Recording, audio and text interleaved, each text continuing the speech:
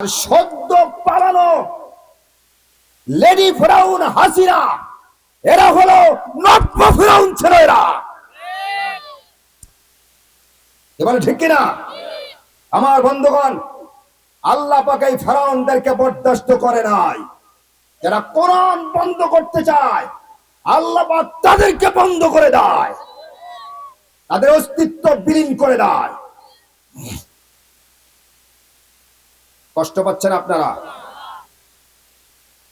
আপনারা স্বাভাবিকভাবে একটু চিন্তা করুন, সাধারণভাবে একটু চিন্তা করুন, এই বিশ্ব ভূমণ্ডলের সৃষ্টিকর্তাকে আল্লাহ পাক রব্বুল আলামিন।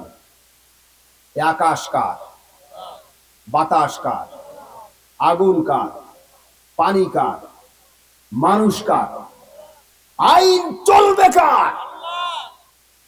আলা লাহুল খালকু ওয়াল আমর। সৃষ্টি যার, আইন চলবে তার। এবারে ঠিক কিনা? সৃষ্টি যার, আইন চলবে তার। এই আল্লাহর আইন ছাড়া বিশ্বে কোনো আইন চলতে পারে না। আমরা মুসলমান, আমরা আল্লাহর আইন ছাড়া আর কারো আইন মানার জন্য কিঞ্চিত পরিমাণ সময়ের জন্য প্রস্তুত নই আমরা। এবারে ঠিক কিনা? কিন্তু ওই সময় এক শ্রেণীর মানুষ তাদের গোলামি করে রস খেয়েছে, রস। এবারে ঠিক কিনা আমার বন্ধুগণ? বিশ্বের মধ্যে বিরল একটা ক্যাবিনেটের প্রধানমন্ত্রী সুদ্ধা যত এমপি মন্ত্রী ক্যাবিনেট সদস্য আছে সব পালিয়ে যায়। বিশ্বে এরকম কোন ইতিহাস আজ পর্যন্ত দেখা যায় নাই। এই নতুন করে একটা তৈরি হলো, লেডি ফেরাউনের যত ক্যাবিনেট এমপি মন্ত্রী ছিল তাদেরকে দিয়ে আল্লাহ পাক দেখিয়ে দিলেন, বাড়াবাড়ি বেশি করবে তো তোমার দেশের মধ্যে জায়গা হবে না, তোমার কোথাও আশ্রয় থাকবে না, তোমার মানবের কাছে গিয়ে আশ্রয় নিতে হবে।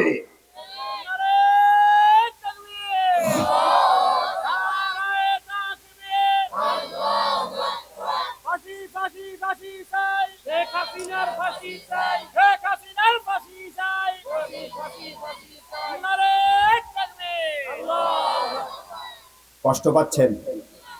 কষ্ট পাচ্ছেন?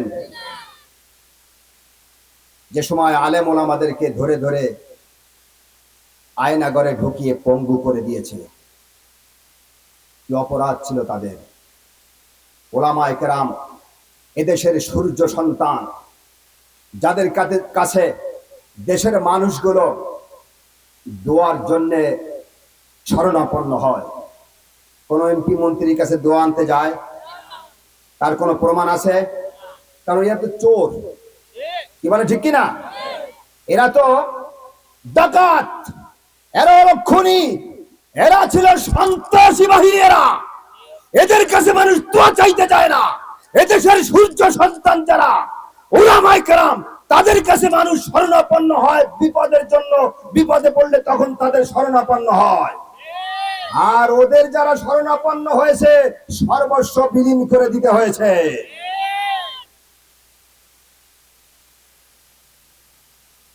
আমার বন্ধুগণ, এজন্য আল্লাহ পাক বলে দিয়েছেন, আলা লাহুল খালকু ওয়াল আমর।